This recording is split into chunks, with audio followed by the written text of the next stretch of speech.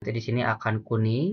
Ini penanda berarti sudah jalan, maka di YouTube nanti otomatis akan terhubung, teman-teman.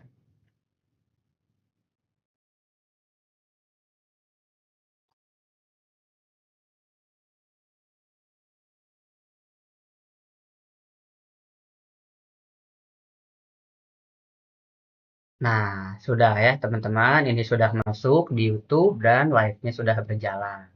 Jika ingin mengakhiri, pencet akhiri streaming, teman-teman. Oke, itu saja tutorial kali ini. Terima kasih. Assalamualaikum warahmatullahi wabarakatuh.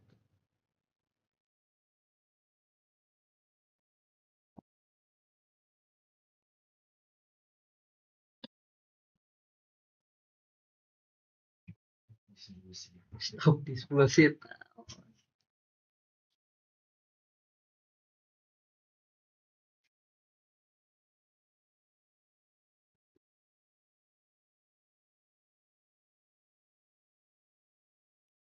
Para teh andar aya ieu.